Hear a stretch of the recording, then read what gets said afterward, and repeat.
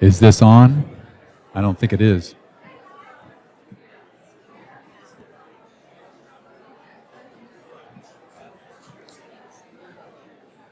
Is it? Oh, yep. Haha.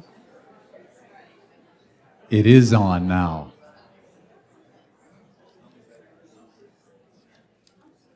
Good evening, and welcome to our 50th birthday celebration.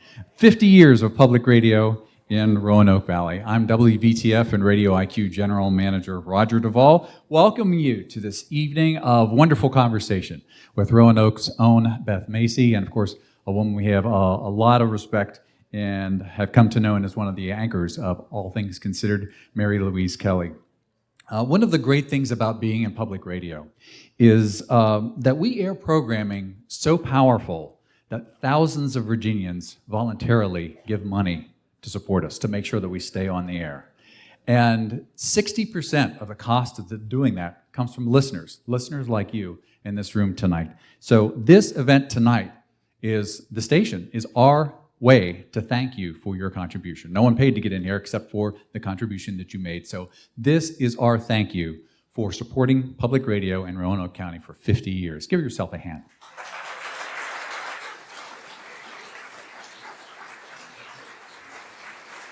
What is now WVTF started as WVWR, which some of you remember maybe, at Virginia Western Community College. It went on the air about this time, I'm thinking somewhere around August 23, August 24 of 1973. We're very fortunate tonight to have the chief engineer from WVWR, Wayne Mitchie. Wayne, will you please stand so that we could recognize you?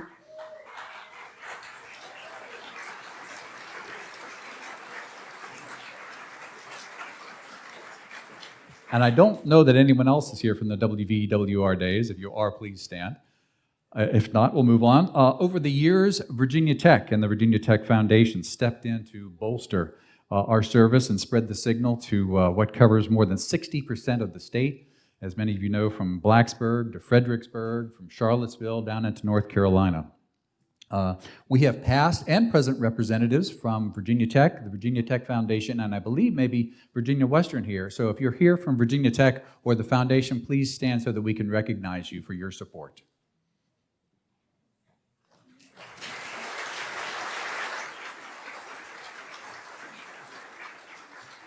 Clearly, we'd also not be here without the dozens of staff members that you've come to know over the years at Radio IQ and WVTF, helped foster the growth of this station really for 5 decades. I'd like for all of our former, current, full, and part-time staff members of WVTF to please stand right now so that we can recognize you.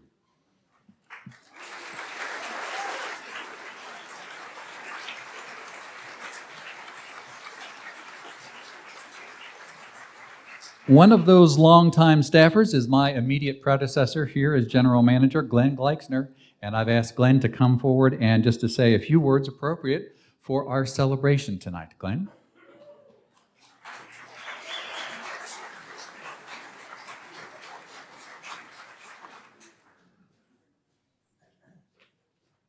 Thank you, Roger. It's great to see all of you. I know your faces.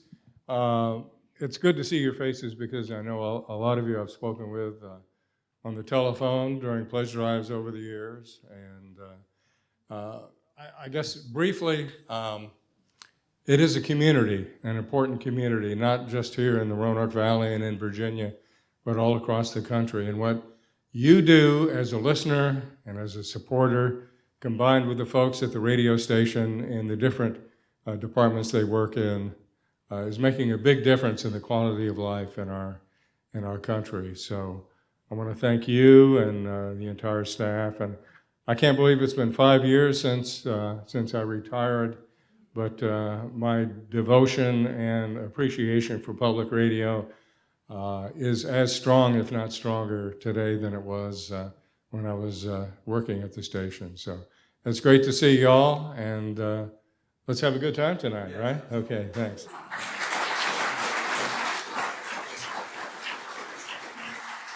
Thank you, Glenn. And another group of important supporters is our underwriters. If you've been a corporate underwriter in the past or are currently corporate underwriter, will you please stand so that we can thank you as well?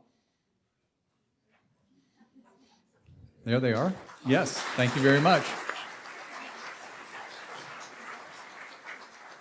Before we get the evening started, I have to take a moment to single out one other person, and that is Dutchie Morelli. Where is Dutchie? Raise your hand. Dutchie has helped with all of our 50th anniversary events to this point, and Dutchie helped arrange all that is going on tonight, so we appreciate that. Many of us have to imagine what it was like before WVTF went on the air, because in 1973, I was around, but it was the #1 show, All in the Family, right? Boy, the way Glenn Miller played. Remember that song? Gas was 37 cents a gallon. And Tony, Orlando, and Don were saying, tie a yellow ribbon around the old oak tree. 2 years earlier, a national afternoon radio show that was called All Things Considered went on the air. It was launched by the recently then renamed network that we know as National Public Radio. They had just gone on the air. Today, NPR enjoys its reputation as one of the world's leading media corporations. Radio IQ is NPR in Virginia.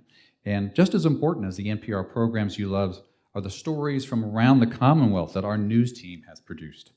We're blessed to have been recognized with hundreds of regional and national awards and blessed with a great news team. Just last year, our news team was recognized by the folks at the Radio Television Digital News Association for the National Edward R. Murrow Award for Overall Excellence.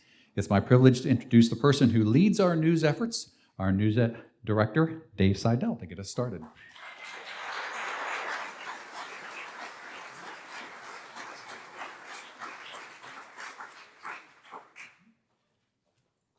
Thanks, Roger, and thank you for being here. And as you know, we're welcoming 2 journalists who likely need little introduction to you all. And I'm not sure who will be interviewing whom during this process. So, I'm going to introduce Beth Macy, a longtime friend of public media and WVTF. Beth's been chronicling stories of Southwest Virginia and beyond for 3 decades as a reporter at the Roanoke Times, and then through her acclaimed books, including Factory Man, True Vine, Dope Sick, and of course, most recently, Raising Lazarus. And with that introduction, I'm going to turn it over. Great. Ladies. Thank you Thank so you. much. It's great to be here. I'm sorry. Okay, no We problem. didn't get a chance to do this earlier. Yeah, fantastic. We were so busy talking to everybody. See a lot of friends here. Appreciate everybody coming out. We are in for a treat tonight to see live the resonant voice we all know and love. Mary Louise Kelly is a Washington-based broadcaster, a news hound extraordinaire, a 2-time novelist, and now, which is going to be mostly the subject of our interview tonight, she's a memoirist. Welcome to Roanoke. Thank you. Thank you. I'm so grateful to WVTF. It's where I've gone to be interviewed by some of the other NPR greats, including Terry Gross, Dave Davies, and one of your colleagues, Elsa Chang. Mm-hmm. And now I get to turn the table around and interview you. In celebration of WVTF's 50th anniversary, Mary Louise has taken time away from a pretty big news week and day from her schedule as anchor of the daily news show All Things Considered on National Public Radio. She previously covered national security for NPR. I know we've all heard her stories. Prior to NPR, she reported for CNN and BBC in London. She's a native of Atlanta, Georgia, though she has no real discernible Georgia accent left.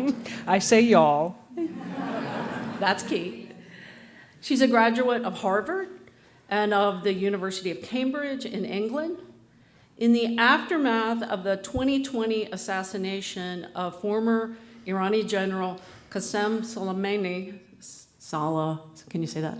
Qasem Soleimani. Qasem Soleimani. She led a team to Iran that was named a finalist for the 2021 Pulitzer Prize. We'll talk about journalism later, the challenges of it, the precarious state of it, particularly in terms of regional and local news.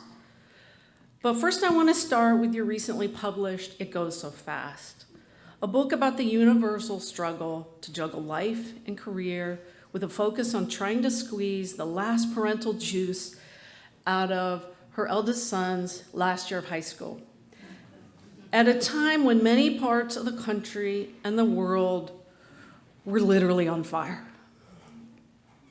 There were so many things in the book about the stress of being a mom and a reporter that I could relate to. The good, like the ability we have to focus on a deadline. The writer Anne Lamott once said that before kids, in order not to write, she would refill the ice cube trays. And after kids, she could write with a corpse in the sink. And we'll also talk about the hard things, as you do so well in the book, especially the poignancy of not knowing when some quotidian moment in our kids' lives is going to be the last. You don't know when the last time you pick up your child is. You don't know when the last time you may be dropping them off at school. When my youngest was 12, he asked what I wanted on Mother's Day, and I said, "How about you just sit on my lap for 1 minute?" He rolled his eyes. He shook his head. He made me beg. And then he submitted. And then he ruined it by counting out 60 seconds. 1, 2. Clearly, the lap sitting window had closed. Mm-hmm. And there was no opening it back up. It's a necessary tradition, of course, on their journey to adulthood and to moving away from us, but it also leaves behind a necessary grief that your book plumbs so well. Yeah. So you've written stories, columns, even novels for many years. What made you want to write something so personal? A great question to kick us off, and may I say it's a total pleasure and honor to be up sharing the stage with you, Beth, my fellow journalist, my fellow mom. This is going to be fun. It is great to be in Roanoke. I didn't plan on making quite that kind of entrance, but I'm sitting up here. I'm looking at this stage, and I have to briefly tell that one of the very first book talks I ever gave with my first book was a stage like this. I don't know if y'all can see it in the back, but it's a bunch of platforms pushed together with seams in between. And I was in Atlanta, thank God, so it was a hometown crowd. But I'm up there, Department, if you can't make this up, fielding a question about the unique challenges that female spy novelists face, like, what's different when you try to do it than when Le Carre tries to do this. And I was wearing really cute stilettos because I wanted to look good for my book talk, and managed the heel, as I'm trying to answer this question, went down between where the two parts of the stage were joined. I didn't fall over, but I couldn't get it out, and I was pinned to the stage, and a family friend in the front row had to come lift my heel out of the stage. And I sat there and completely lost my composure and then said, I think, John Le Carre, whatever other challenges he's faced, I'm pretty sure he's never pinned himself on stage with his stiletto while fielding a question like that. So here we are. That book was a novel. My second book was a novel. I had not planned to write nonfiction or a memoir. It felt like memoir should by somebody really old who'd lived like a really full and accomplished life, and I thought, maybe 30 years from now I'll get there, but I don't feel like I'm there yet. But I felt strongly something that I actually put at the very beginning of the book. There's a quote by Toni Morrison, which goes, I'm paraphrasing, but something like, if there's a book you really want to read and no one's written it, you must write it. And I'm a writer, and there was a book I wanted to read because there was something really on my mind, and I couldn't tell that anyone had written a book about the choices we make trying to be really good at our job and trying to be a good parent from the latent the end of childhood phase. There are like a million books out there for parents of toddlers and babies about the juggle and work-life balance, but I couldn't tell that somebody had done it, when your kid is 6'2" and towering over you and about to go. And suddenly the choices are narrowing. And to give one very specific example, my boys, the only other times I have been in Roanoke, and I've been here several times, it's always driving soccer tournament carpool. So I've seen all of your turf fields. They're very nice. Thank you for not making me go there tonight. But that's pretty much what I've seen of Roanoke, and that's been our life for many, many years. My boys love soccer. They play on their varsity school team in Washington, D.C., where we live, and their games are weekdays at 4 o'clock. And I have a conflict on weekdays at 4 o'clock. And it has meant throughout their varsity high school careers, I have missed every game, like pretty much every game. And every year I would think, I'll make a different choice next year, I'll figure this out next year. But all things considered isn't going to move its schedule for me, and the high school team is not planning around my schedule either, and so I missed the games, and when there were hundreds of them stretching out ahead, that didn't seem like a big deal. And then suddenly my oldest was starting senior year, and I could count on my hands the number of games that were left, and I thought, if I'm going to make a different choice, I need to make it now. And I started writing that, and the book became writing his senior year in real time, about the choices I was making, the choices our family had made that had gotten us there. And your agent kind of had to coax you into doing this, didn't you? Yeah. Well, when I was starting, every time I write a book, I'm thinking, is anybody but my mother going to be remotely interested and want to read this? I don't know if you have the same feeling, but for something so personal, I was trying to figure out, is this going to resonate for anyone else? I also was thinking, this is my story, but I can't tell it without taking you pretty deep into my family life. And this is my family's story too, and my children are still children. And so I thought very carefully, and there are stories that are great stories that you will never hear, that are not in the book. My children had veto power over what's in it. They read, we had conversations about it, some really interesting dinner conversations about what was in the book. And they vetoed a couple things, and we had some interesting conversations about other chapters. But I wanted to be careful about what I was putting out there. Yeah, it's hard. There's a lot of ethical issues. Yeah. I'm going to go ahead and get this question out of the way because people in the hallway were already asking you about it. Everybody wants to know more about the Pompeo incident. Clearly, people are familiar with it, but for those who aren't, I was hoping you could describe it briefly, and as well as enumerate the 3 takeaways that incident that you wanted your sons to learn from Sure. it. Yeah. So the incident was an interview that I did with then Secretary of State Mike Pompeo in January of 2020, and I had been asking for an interview with him for a while. When they finally granted me one, they said, you have 10 minutes. And, he's the sitting Secretary of State. You want to ask about the Middle East and about China and there's like a million things you want to ask. But in that moment in January 2020, I could pretty easily narrow it down to 2. One was Iran.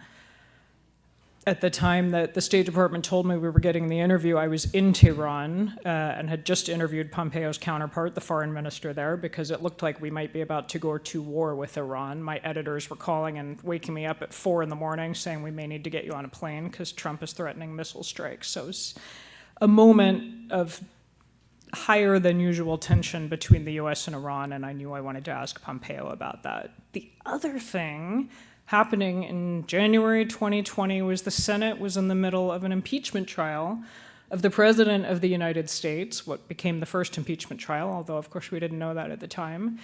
But this was the one to do with Ukraine. And all of the people testifying, all the key witnesses were diplomats who worked for or had worked for Mike Pompeo. And he was in charge of our foreign policy towards Ukraine. So there was no way I could not ask him about Ukraine. So that's the backdrop. We show up, I believe it was 9 a.m. was the interview slot we were given. It was a very contentious interview from the start. So contentious that his aide cut it short before the full 10 minutes. And I thanked him, and he said nothing, just got up and got right in my face and glared and left. And I thought, okay, so we're packing up. When the aide who had cut the interview short returned and said, come with me. And she took me to his, this is on the 7th floor of the State Department. The secretary has an office, obviously, and his staff is all around him, their conference rooms. He has a private living room up there. And he yelled at me for about the same amount of time as the interview itself had run. He swore at me.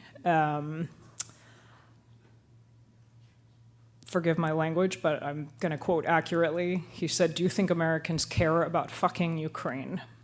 And I said, "I do, yes."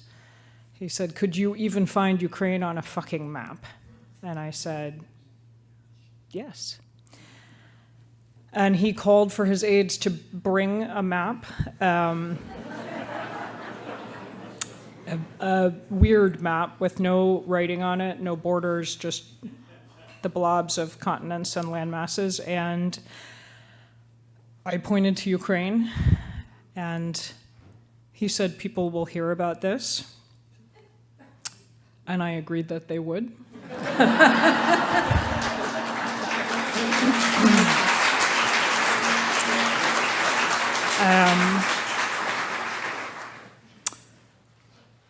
And I thanked him again and left. And our plan going in had been, if he made news, we would run to the State Department booth that we keep, that, like many other news organizations, NPR has an office at State, so you can file from there, and we went live on Morning Edition a few minutes later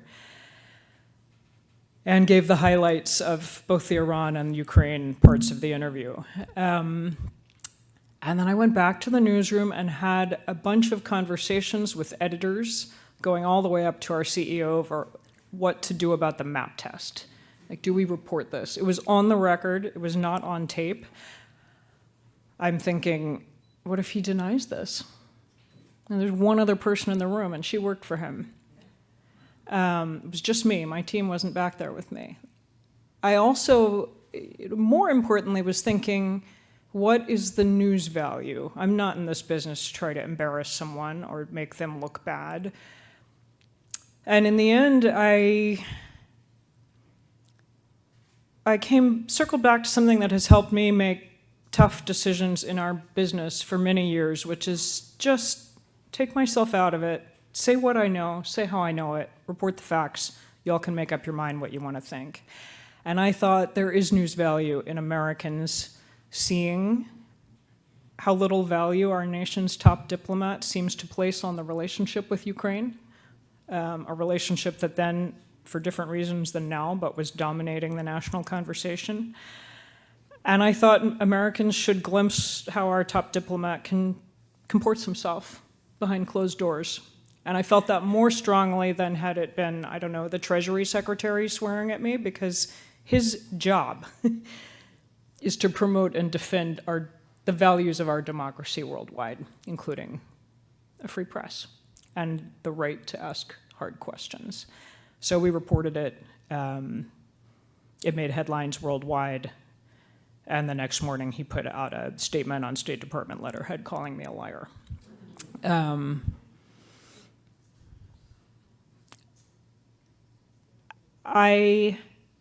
That was 3 years ago. That was 2020. As I reflected on it and thought about it from the point of view of a mom and what I would want my kids to take away, and this is how I chose to write about it in the book, because I have no feud with Mike Pompeo. He's a smart man. I wish him well. But I did think there's maybe some value in talking about this to them, about sometimes you have to stand up to a bully. and also about the value of not backing down. And in the case, in my job of doing a newsmaker interview, it's when you ask a question and they don't answer it, you keep asking. And if you go back and listen to that interview, you will hear me over and over pushing him on questions he did not want to answer. Not because he owes me anything, he owes all of you something. But I'm the one getting to pose those questions, and in a democracy, it falls to us to pose them and to keep asking when they don't answer. Yeah, and I think your 3 takeaways.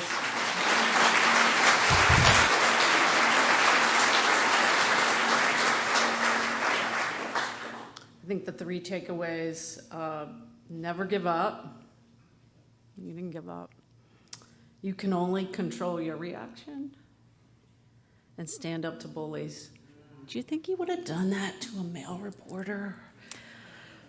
Would he have done that to a male reporter? I mean, I don't know. I obviously can't speak for Mike Pompeo. I only know what happened with me. I will say that in the days and weeks that followed, as this continued to make national headlines, as you know, a few days later, Trump at the White House talked about it and applauded Mike Pompeo for doing a good job on me. That's surreal. As the President of the United States at the White House is praising another man for doing a good job on you. And I felt that as a woman, I will say.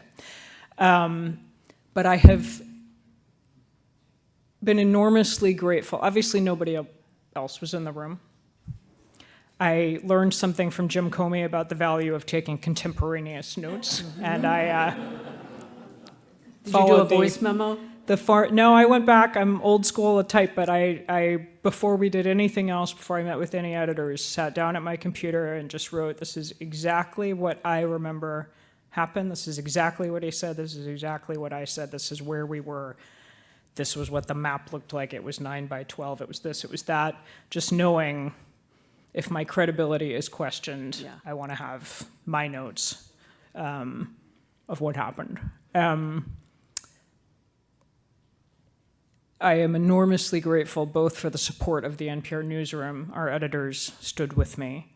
And I'm enormously grateful for all of the other journalists who stood with me, who said, I can't, we weren't in the room, we can't confirm what happened, but we believe Mary Louise Kelly. And part of that was several other reporters, including men, who sought me out privately and described having had similar encounters, eerily similar encounters. Yeah. So, Well, thank you for standing up. thank you. You write in the book, I speak from personal experience when I say that the following holds true whether children are newborns or nearly grown. It is possible both to hate leaving them and to be terribly glad that you went. Describe one of those times, please. Yeah. Where to begin? I mean, we've all had these, my career has taken me to some pretty far-flung places, and I think the chapter in which I wrote that line was reflecting on a trip to Pakistan and to the tribal areas along the border with Afghanistan, where I was away for a couple of weeks and in some pretty dicey situations, and my children were toddlers. I think James might have been 3. I know specifically Alexander was 15 months, 14 months, something like that. He wasn't walking, so maybe closer to 13, 14 months. And it was on my mind, if I miss his first steps, what's that going to feel like? And I really, part of the exercise of the book is, it's my job to ask people tough questions and turning them on myself and thinking, do I regret that? And the answer is no, and not just because he wasn't walking still, but he was still crawling around by the time I came back. But I'd be a different mother if I didn't go. When I push myself on that, I don't regret going. Do I regret leaving them? Yeah. Like every time. I still do. They are now both way taller than me and, hulking, smelly teenage jocks. And every time I leave to go on a trip that's more than a few nights, there is that moment where you're waiting for the taxi to pull up outside the house and thinking, I just want to go back inside. I just want to build a pillow fort. That's all I want to do. Can't call off the trip. I can't do it. Yeah. I missed my youngest first birthday. I was away at a writing colony, and it was something I thought it was the only time I could go. So we told him it was his birthday before I left. Yeah. I made him a cake. Yeah. No wonder he won't sit on my lap. But I think, and this is something I've really been thinking about. I've always worked. I've always had a demanding job that had me away from home at inconvenient times. I have been actually, I think, pretty okay about showing up for the big stuff. Like the big birthdays, I was there because I could schedule it and work around it. It's the things that didn't feel like that big a deal in the moment, the soccer games, because there were so many of them. There were like thousands, and if you miss one, like, it's all right. But those decisions, the like gray area, the decisions you're making, that adds up to the life you're living and what you're prioritizing. And that's what I think was weighing on me, that I was really wrestling with and wanted to write about, because I made a lot of those decisions. Yeah. I got on a lot of planes, and I missed a lot of soccer games. And it does go so fast. Yeah. There was another time when you didn't go after the war in Ukraine began. Can you tell us why? Yeah. I had been in Ukraine last year, right as Russian troops and tanks were at the border, and we were waiting to see what would happen, but it seemed clear they weren't there for fun, and there were 100,000 of them, and we were in a country that was clearly bracing for war. And I had done a lot of reporting from Russia in the years running up to that, and was just deeply invested in the story of what's happening in Ukraine, and remain so. I came out, and then later last spring, my editors asked me to go back in. We had an anchor on the ground at all times in those early months of the war, and Layla Fadel of Morning Edition had just rotated out, and they needed somebody back on the ground. And every every bone in my journalist body is like, go. This is the story. But it was James's senior spring, and it was prom. And I honestly don't know how much James would have cared. I was not the focus of his prom night, put it that way. But I cared. I wanted to be there when he, got the corsage out and tried to pin it on and figure all of that out. And I really thought about it. And going into a war zone, you obviously don't have absolute control over when you're going to get back out. Layla had planned to go in for 2 weeks, and I think she was there for 5. And I just thought, I might miss graduation if I do this. I might miss all of it, and it's not coming around again. And again, I mentioned I have a few bright lines that I have tried in moments where I'm being pulled in multiple directions at work. A few bright lines that I come back to, and one is the very obvious one of there will always be, sadly, more wars, and there will always be a hurricane, there will always be an election, there will always be an indictment to cover. Many, many indictments as it happens this year. There will be more. There will always be a news cycle. Other journalists can cover it, but there's nobody else who can be mom to my boys on prom night. Mm-hmm. And part of the realization for me was it matters to me. Like, James was fine. It matters to me. I need to show up.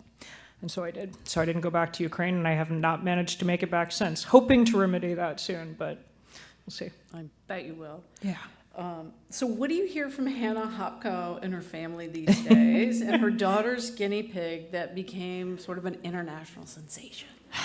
So Hannah Hopko, I met on this when I was in Ukraine, and Russian troops were all massed at the border, and everyone we were interviewing was incredibly stressed out, as you can imagine. They were packing go bags and trying to figure out what's the evacuation plan, but also thinking, I don't believe this is really going to happen. Like, everybody was in this state of denial. Surely Russia isn't actually about to invade our country. Hannah Hopko is one of the more impressive women I've ever met and interviewed. She was one of the original leaders of the Maidan Revolution in 2014 and gained a national platform because of that, and had been elected to parliament, where she incredibly quickly became chair of the Foreign Affairs Committee and had taken over the joint. And so, I wanted to interview her and get her views on what was happening in her country. So we meet at this pizzeria in Kyiv, and we're talking about NATO and sanctions and, air defenses. And then she gets an incoming text and is clearly upset by it. And I said, what's going on? And she said, it's my daughter is 11, and she's been begging for a guinea pig. And she's earned it. Like, she got the grades, and I promised if she got good grades, she would get the guinea pig. But Hannah said, all I can think is I'm packing go bags and backpacks, and if I have to evacuate a damn rodent with pellets and the cage and all the food, all this stuff, and she started crying. This was the thing that pushed this fearless woman over the edge, and I start crying, and the two of us are weeping in this pizzeria, and my producer's trying to tape it and looking. And we talked about it for a while, and I thought, there is not a parent on this planet who wouldn't get it. And we aired the story, and it had a phenomenal impact. And to this day, I've interviewed her several times since. The daughter is fine. The guinea pig is fine. The daughter was evacuated to Poland. Hannah ended up having to drag the rodent and the cage around. They're fine. But every time I've interviewed her since, and every time there's some huge story, some huge development, usually awful, in Ukraine, my email and social media light up, and it's listeners who want to know, how's Hannah? How's the guinea pig? How's the daughter? And I thought, 20-something Mary Louise, 30-something Mary Louise, when this woman started crying about a guinea pig, and I would have changed the subject back to NATO. I would have been like, can we focus, please, on the important stuff? And the mom, 50-year-old Mary Louise, sits in that pizzeria and thinks, this is the story. This is the story. This is what you will remember, that will bring home something unimaginable that people you will never meet halfway around the world are living through. You can't relate. I can't relate to what it would feel like to have Russian troops, massed on Virginia's border. You can't. But I can relate to thinking about, how would I evacuate this guinea pig? What am I getting myself into?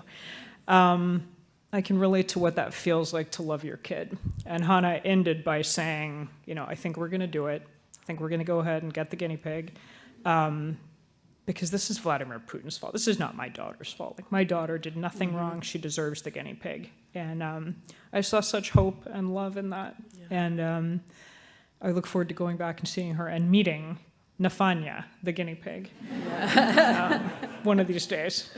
Just such a universal story. Yeah. No wonder it stuck with you. And I think it's part of why it matters to have moms, to have women in these places telling these stories. I mentioned Layla, who had gone in, and when she was there right before me, she did a great story. I don't know if any of y'all heard it, from a nail salon in Kyiv, where she looked around, because this is a city where there's air raid sirens going off, but there's a nail salon open and a woman going in, and so Layla was like, let's go check it out. Ends up interviewing this woman who says, I know it's frivolous, my boyfriend is on the front lines, I feel so frivolous getting my nails done in the middle of all this, but I also believe Vladimir Putin is not allowed to take all of the beauty and joy from our lives. And I feel pretty when I do this. And she said, and so I have a bright blue statement for Vladimir Putin on my freshly manicured nails. It was just this great little snapshot of, and I thought, you go, sister. Like, yeah, Vladimir Putin doesn't get to steal your joy or your toenails. And with all due respect to the men in the room, I will say my male colleagues would have walked right past. Yep. They would never have seen that story. That is storytelling gold. Yeah, it is radio gold, and they would never have seen it. It takes a woman there to see that and to bring home a story that I'm like, I get it. Yeah. I get it. Yeah. You were doing a talk for a previous book when you had a revelation about your hearing. Can you tell us about that and also how it's affected you? Yeah, I am deaf or very close to it. I'm wearing hearing aids in both ears and can't really function without them. I don't know exactly when my hearing loss began. I thought I heard normally in my 20s and 30s, but who knows? But about a decade ago, when I had just turned 40, I was doing a book talk, the one where I impaled myself with a stiletto on stage. And people would get up to ask questions, as I hope you all will do in a moment, and I couldn't hear any of them. And everyone else could. And it just became undeniable and really embarrassing. And I remember having, one particular book event where I think I was just answering with complete non sequiturs because I couldn't hear any of it. And in the taxi on the way home, I thought, enough. And I went and got my hearing checked and was told I had severe to profound hearing loss in both ears.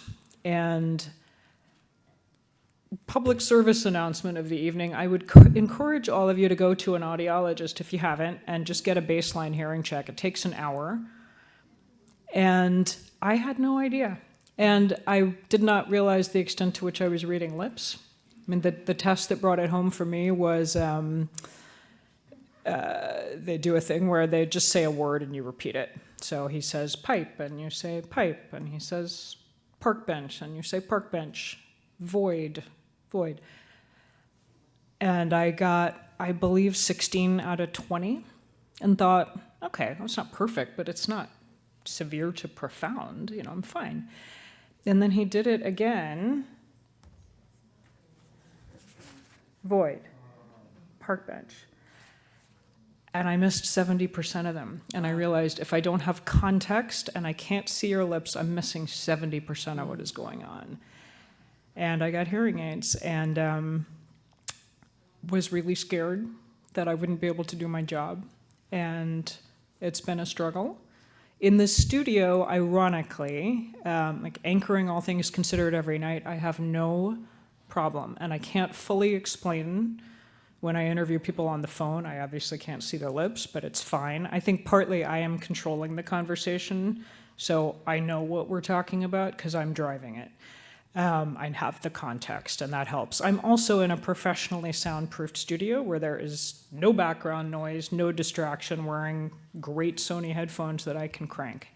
So that's fine. Being in the field, like being in Ukraine, presents challenges sometimes. Trying to cover the protests of 2020, the racial justice protests, was really, really hard because my go-to is to get really close to somebody and say, can you talk loud, like at me? But remember what else was going on? COVID. Everyone was masked. I couldn't see anybody's lips. Everything was muffled, and you couldn't get within 6 feet of anybody. So it was hard. And my producers have been phenomenal about making accommodations. I have learned to be pretty damn assertive about asking for them. And so far, we've made it work. Great. I got a couple more questions about news, and then we'll open it up. So be thinking if y'all have questions that you want to come up and ask. There's been some pretty momentous news in the past few weeks in Washington, particularly about the former president who wants to be president again. How are you? How is NPR preparing for the next year and a couple months or so? That's a great question, because as much as we have reflected on things that journalists could have done better, in the years from 2016 onward. I don't know that anyone has figured out the magic formula for how you cover a former president who is the front runner for his party, who says things that are not true. We have made changes. Some have been fairly non-controversial in the newsroom, such as we do not take Donald Trump live. That's a break. In the past, when the president calls a press conference at the White House, you cover it live. You're going to go to live coverage. But it is not in the public interest, I would argue, to feed a stream of things that are not true. And that's what experience has shown we will get with Donald Trump. So we cover it. I don't know, you may know more than I do. I haven't looked at my phone in an hour. What's happening in Georgia? We have reporters at the courthouse. We are in live coverage tonight. We are covering it, but we're not taking what he says live and unfiltered. Because even if you start with context and facts and then hear it and then fact check afterward, unlike TV, we can't run fact checking in real time across the bottom of your screen. And it just felt like we were not doing a public service. So we've made some changes like that. One thing I am trying to do, and I hope as you're listening you will hear this, is explaining that, being transparent about the decisions we're going to be making going forward in terms of how we cover things. And we don't get it right every time, and you may well disagree with the decisions we're making. But we're having really thoughtful conversations in the newsroom about it, and I want to pull back the curtain on that and let you see this is why we're covering this or not covering this and why. So that at least we're trying, and I hope that goes some way towards establishing some of the trust that has been lost, because I know it has. And I'm not speaking specifically about NPR, but about our journalism as a whole. So that's part of what we're doing. It's a work in progress. I know because I hear it at events like this and beyond. There are a lot of people who would like us not to be covering Trump to the extent we are.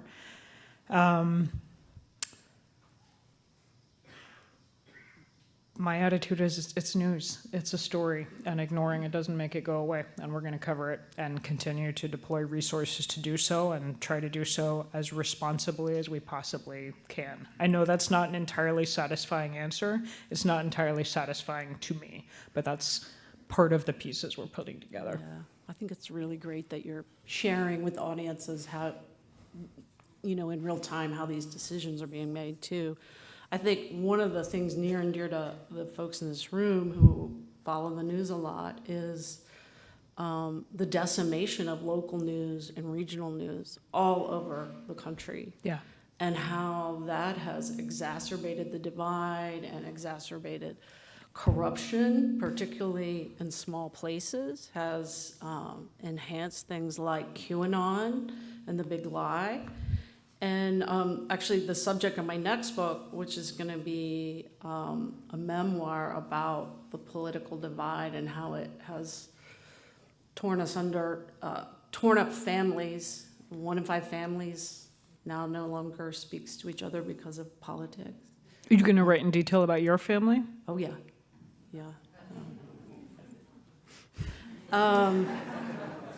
Yeah, I wrote this piece for the New York Times that came out in late 2020, and it was just this moment happened. It was the Saturday after the election of 2020 when the votes were being counted in Georgia. And my mom was in memory care, and she had a stroke that Tuesday. And so it was COVID. We were going back in pairs, only fully masked and gowned. And so I was with my sister Cookie, who is 13 years older than me, and our lives diverged early on. We're not particularly close, but friendly. And she had never been political before Trump.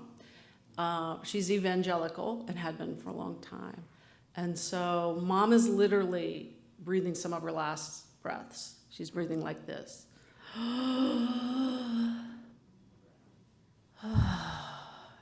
And the hospice nurse's phone blinks, and she goes, they're calling it for Biden.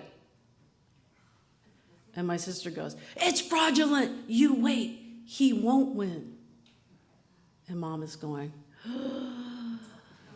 and it was this moment where I thought, I think maybe this is it with my family. And then Pew Center did this survey showing that it was like 38 million families, and or 38 million Americans. And so this is something I worry about. When I came to the Roanoke Times in 1989, there were 125 people in the newsroom. We had bureaus in Wytheville and far southwest. We had Paul Dellinger. We had a huge bureau in the New River Valley.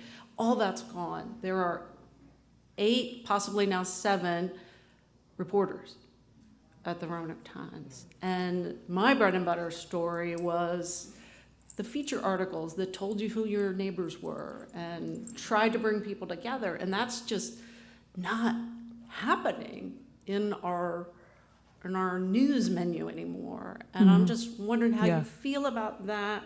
And I mean, we also have some really good things, like Cardinal News is a new nonprofit site that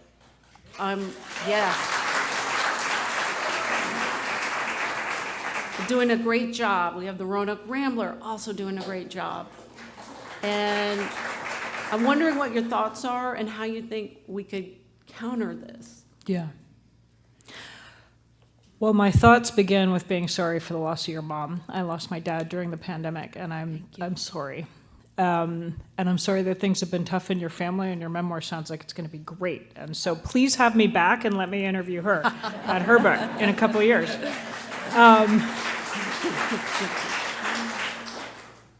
I agree. My first job was in Atlanta, my hometown, and I wrote for the Journal-Constitution, which was a big city paper filled with news. One of my fellow reporters, Ben Smith, is, I believe, in the room tonight. And it was a big paper doing big things, and I'm still proud of the staff that works there, but it is a shadow of what it was, and that we've seen that obviously replicated all over the country. I never felt like I was trying to bring people together through my stories, but I was saying to you before we came out here, I think part of what has been lost as local journalism has been decimated is that the reporters, they're in the room, they're at your kid's high school soccer game, they're covering your local, community event, and you're there and you can verify whether they got it right or not, but they're one of you, they're part of your community, and so journalism is something that you trust because you know these people. That's been lost in so many communities, and then so somebody like me who comes in from the national media in Washington, you have no relationship of trust with the institution. And it is sad. National journalism is not immune to the cuts. We've just had a huge round of layoffs at NPR, lost some really good people, and cut programs that I wish we hadn't cut. I don't speak for NPR, but I speak for myself. We've just closed a couple of our foreign bureaus. It is a tough time in our industry, and the fundraising and financial models are a work in progress. I know some news organizations are figuring it out, but it's tough.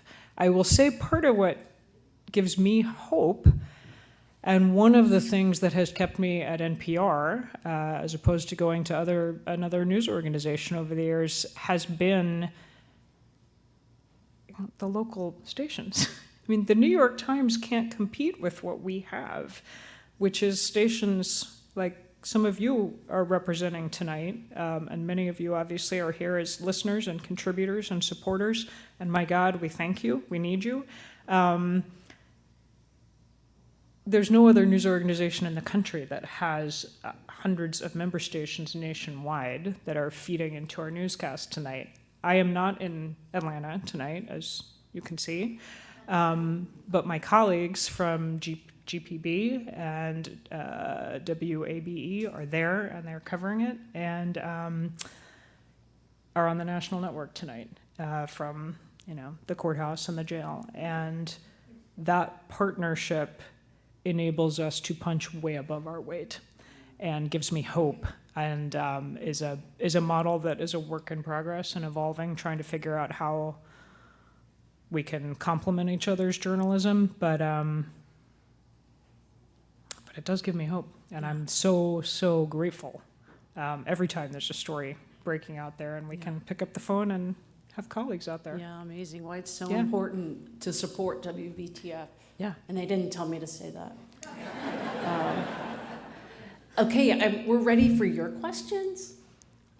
I think we've got, 15 minutes? 20? Yeah. Great. Great. So Dave's got the mic. On anything at all, we're here. Yeah. I feel like Helen Thomas. I always have a lot to ask, and I'm always the first. You positioned yourself well in the front row. It's very Helen. Yeah, while you were talking, my husband called, and I specifically noted in your book that you did sort of make passing reference to your marriage. Can either of you talk a bit about being a strong woman in a highly visible job and having relationships, that aside from the kids, obviously there's only one mom, but some husbands have multiple wives, so how does that work?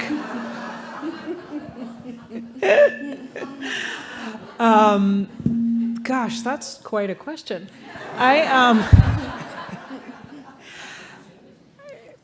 I have been lucky. My children's father has been enormously supportive of my career all along. Never raised an eyebrow when I said I need to get on a plane. He said, "What time?" And we made it work. I write in the book about my parents. My mother, who made very different choices in her life and really didn't work outside the home when my brother and I were growing up, and always told me, you can go do anything, you can be anywhere. I remember calling her from Ukraine and texting her from Ukraine, and she had flown up to hold down the fort while I was gone, and she's texting me about the spaghetti she made for dinner and saying, or at least what I was hearing, reading between the lines, was like, I got this, go do your thing.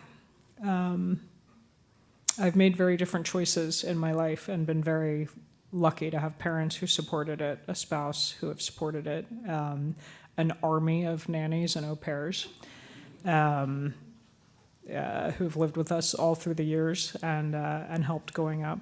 Well, I have one other thought, but I actually want to hear you on this, then I may circle back. Okay. Well, my husband's in the audience, so So just know that. he's awesome. Awesome. He is Great guy. awesome. He is.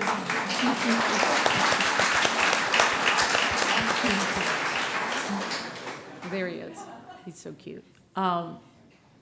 Yes, I did not grow up with the model of a good dad. My dad was an alcoholic, dysfunctional by the time I came along.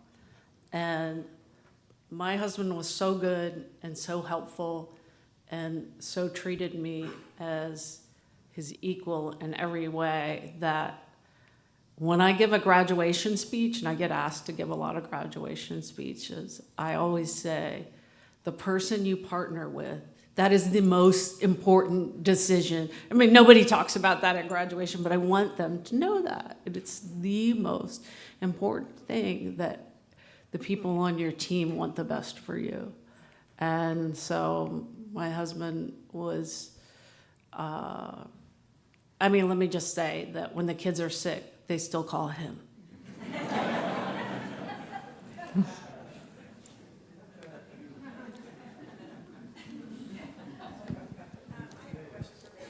One sec, we'll bring the mic to you. Thank you. I haven't read your book, but I have it. Thank you. And you referred to some situations as dicey.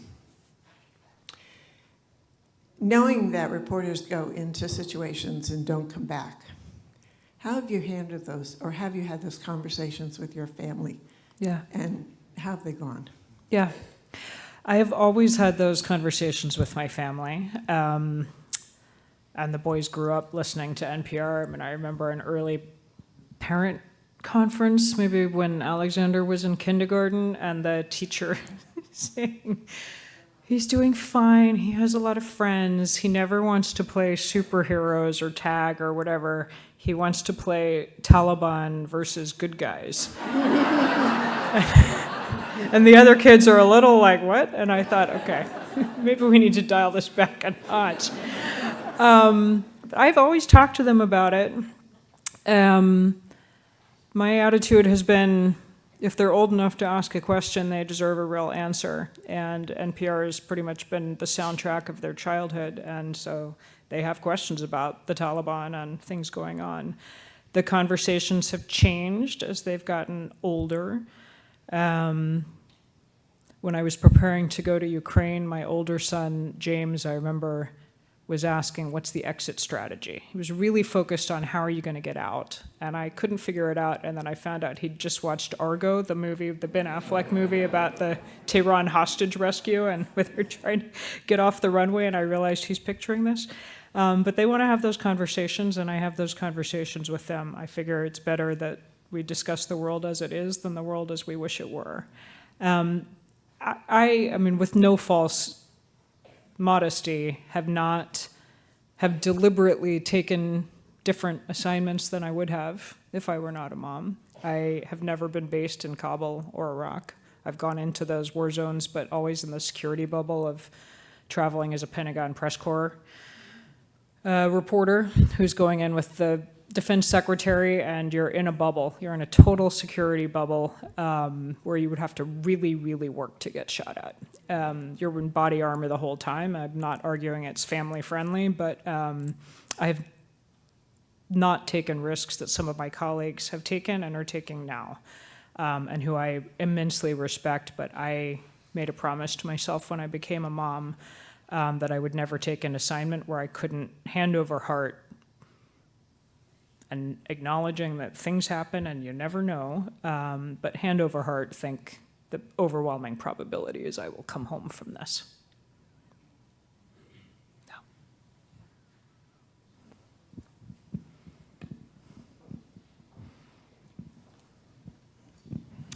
Hi, this might be more of a comment than a question. First, Beth, I live in Richmond, and I know that your child is a musician. And I was at a concert recently, and I heard you were in the audience, and I so wanted to fangirl and come over and be like, oh my gosh. But I knew you were there as a mom, so I left you alone. But I'm so excited to see you tonight. So that's a comment. Also, just the story about the guinea pig. It makes me think about how polarized we are right now as a nation, and the role the media plays, and your role in kind of how we can maybe bring folks together, because we hear so much about the media's role, and I think folks like to demonize the media and the role that the media plays.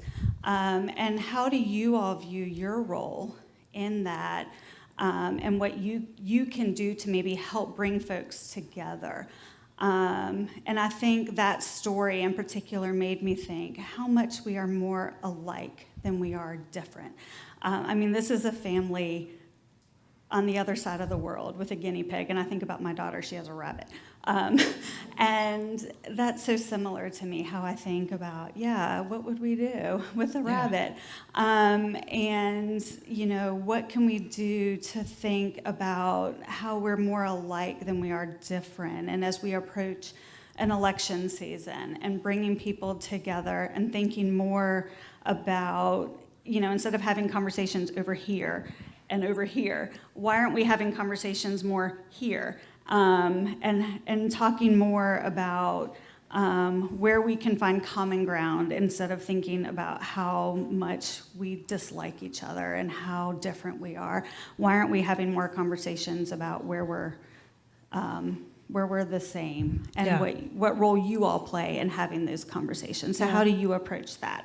Yeah, I mean, I think you've nailed what is a central conversation of our times. I'll take a couple of swings at it. One is, if I invite you to come on All Things Considered and talk to me, it's because I want to hear what you have to say.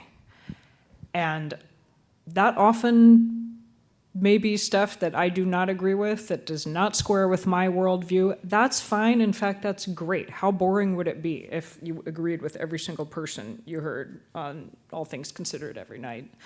But I make a commitment to myself that I will listen with an open mind and really try to hear what you're saying. And really, if I'm pushing you, it's not to try to embarrass somebody or call them out or do a gotcha question. It's because I'm really trying to understand why you think what you think. And if I'm doing my job well, I'm asking questions that will let you all listen along. And sometimes you realize you're hearing someone figure out what they think about something in real time, which is quite fascinating. I find that issue, some issues are easier than others. Some issues are really hard. I've been a reporter for so long that I'm very happy to hear all sides of a story, but there are some issues, I will say, gun control. I have strong views on it, and that's nobody needs to, nobody cares what my views are. I'm there to ask the questions, but I have to really wrestle with myself sometimes to listen to somebody who approaches it very differently, including my brother. So I think that's part of it. If you're asking about the role of the media, I think that the way that the people who we put on the air and the way that we interview them respectfully, but asking tough questions to really push on why do you believe this? What evidence do you have to support it? Letting people hear that process matters. And I think the other thing you just put your finger on, if hearing about Hannah Hopko resonated for you, I'm glad. That's the point. It is the story. We are, you turn on All Things Considered, and on any given night, yes, you will hear lawmakers, you'll hear members of Congress, you'll hear big newsmakers, but we are really trying to make an effort to have more voices that are, the stakeholders in the story, the people affected by it. Not hearing from the Secretary General of NATO on that story, but hearing from somebody who's profoundly being affected by what is happening in the halls of NATO in Brussels. I will say, one of the most powerful conversations I did, of the many conversations I've done about COVID and the pandemic, was early on when it wasn't even that big a thing here yet, like in February, late January, early February. We were hearing about what was happening in Wuhan, China. It was not hitting home here yet, and I wanted to understand what was happening in China, and so we had our producers geolocating who were tweeting in English from Wuhan and then trying to get them on the phone. And we found a guy who was in COVID lockdown in Wuhan in China, which at the time sounded so surreal. I'm like, so you haven't left your apartment for 2 weeks? You can't? Like, what happens to you? And it was this guy who I've never met and never will, who was living through a bizarre situation on the other side of the world. And he just talked to me about what he was having for dinner and how lonely he was. And he lived alone. He hadn't met someone yet. He was trying to meet a nice girl. And I started laughing and said, well, that can't be easy. If you're not allowed to leave the apartment, that must be slowing down the dating process. And he started laughing. And long story short, we interviewed him 5-6 times as the pandemic unfolded, as our lives crisscrossed, and he was able to leave his apartment as we were going into lockdown, and suddenly I was trying to broadcast All Things Considered from the spare bedroom on the second floor of my house. And his story has a happy ending. He met a girl. He invited me to her wedding. I didn't get to go. But those conversations, when I think about the pandemic, I just think of this man who I've never met and likely never will, but this voice living through something crazy in a totally different part of the world, and it connected just human to human. And that told me more about what was happening in the pandemic than a lot of the public health officials we were putting on air at the time. And so those conversations matter, and we're trying to do more of them. Thank you. I've always written about outsiders and underdogs. Most of the people I interview have never been interviewed before. And I like that. I probably gravitate to those stories because I am an outsider and an underdog, or was. And I was telling Mary Louise earlier, when I introduced her to Carla and Peter Lewis. That Carla Lewis, who was the longtime librarian at the Gainsborough Library, gave me my best story of my career. She introduced me to this 14-year-old named Selena Sullivan, who was working the front desk at the library counter. And she said, "This is one you're going to want to follow." And so I did. I would check in with her every 6 months or so. And then had the privilege to write about the moment when she was waiting to hear where she was going to get into college. And she got into this college and that college and that college. And the whole library, who had practically helped raise her, putting quarters and dollars in a jar on the counter so she could go to France with a French club at William Fleming. You know, this is somebody raised by a single mom, wasn't just the first person in her family to go to college, but was the first person, would be the first person in the neighborhood to go. And she got into Harvard. And so I followed that story for a number of years. And that story simply doesn't exist in our media landscape anymore. And that really troubles me, because I think what it does is it amps up our fear, right? If all you read about is crime, then you're going to think the world is more fearful. And so I made a conscious decision after Dope Sick, which really put me through the ringer emotionally and in so many ways. My main person that I've been following for 2.5 years was brutally murdered on Christmas Eve. Her body was found in a dumpster after she had been abandoned by every help agency that was supposed to help her. And my husband said, "You should write a cookbook next." But as I went around, and I really think we have, as journalists, we have this responsibility to tell the stories beyond the crime and beyond the experiences that we're having on this burning planet, and all of it. And so as I started to hear some really outlier, innovative things that were happening, I knew that I wanted to write my next book, which is my latest book, Raising Lazarus, about solutions. And so what I loved about getting to write the book, that it almost felt like I was a roving Roanoke Times reporter. I'm going around, I'm seeing things only I'm seeing, I'm talking to people no one else is talking to, and I'm trying to give you hope, because we have 7 million Americans that suffer from opioid use disorder. We're just gonna be okay with 7 million people dying? Because they're dying right and left. Every 5 minutes, another one dies. But here are these people that I've found in various locations who have figured it out, including a nurse practitioner who's meeting a new patient next to a dumpster at a McDonald's parking lot in Hickory, North Carolina. And I wanted to open the book with that scene, because the guy shows up late, he's high, he's crying, he says, I'm gonna die if I don't stop shooting up. And the nurse practitioner, who's basically volunteering, meeting them where they are, says 2 things. 1, you can get better. Most people think they can't. Most Americans have written off this population. And 2, don't disappear. So even if you relapse, because we know it's a chronic relapsing disease, still come back next week. And so I wanted to frame the book. I mean, it's a book about what happens to the Sacklers and what's not going to happen to the Sacklers, but it's also about like solutions. And I think as journalists, we owe it to readers and listeners to tell those stories too, because there's so much fatigue out there with bad news. Yeah. You said stories like that, like Selena, the girl who got into Harvard, stories like that have disappeared from our media landscape. What do you mean? I mean, they certainly have disappeared from legacy media organizations like the Roanoke Times. There are 0 feature writers at the paper who, you know, I was probably given a couple weeks to write that first story, and then I followed it. I was there, you know, graduation, first job. She now runs the Christiansburg Library, and I go speak there now. Yeah. But those articles just don't exist. My hometown paper, which I'm writing about in the new book, has 1.5 reporters. They don't even cover city council. It's just press releases. Yeah. Well, I will say they are happening at NPR. I think the tracking someone over time, over years, that's so hard and so important.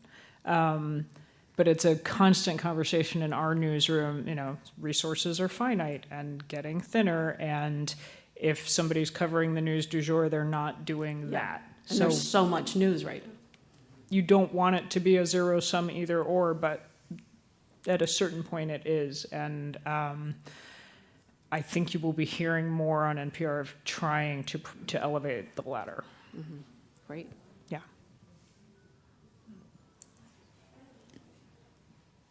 One more question? One more?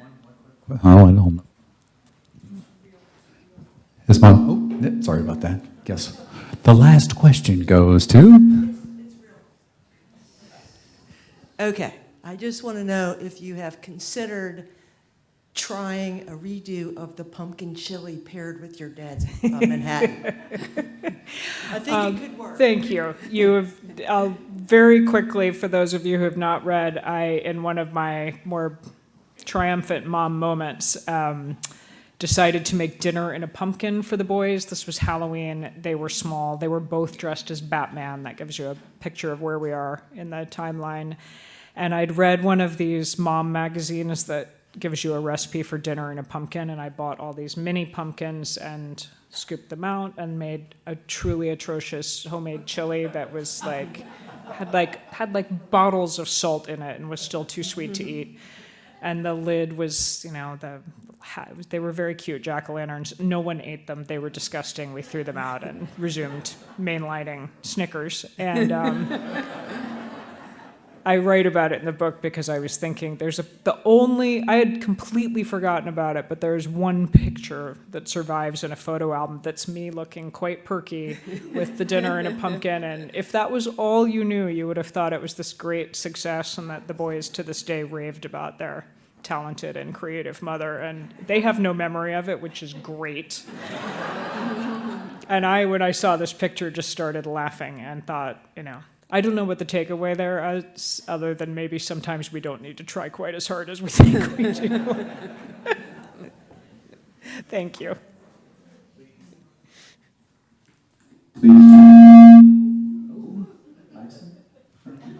Please join me in thanking Mary Louise Kelly.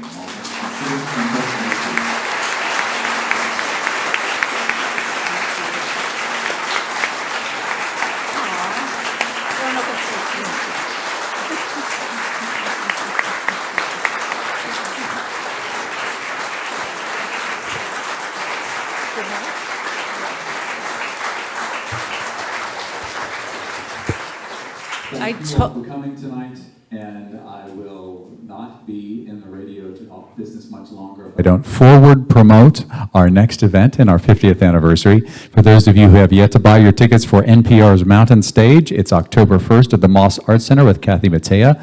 Tickets are almost sold out for that event. Coming up on October 24th and 25th, a fellow that Mary Louise may run into in the hallways at NPR, Steve Inskeep, will be here in Blacksburg on the 24th and in Richmond on the 25th. And also, coming up in December, we have Joe and Terry Graydon from the People's Pharmacy, who will be coming to greet you all. And last but certainly not least, also in December, our program Full Disclosure, which is hosted by Robin Farzad, which you hear on Here and Now. Robin Farzad will have as his guest U.S. Secretary of Transportation Pete Buttigieg in Richmond. So hope you can join us for one of those events. Mary Louise, Beth, thank you again for coming tonight. And thank you. All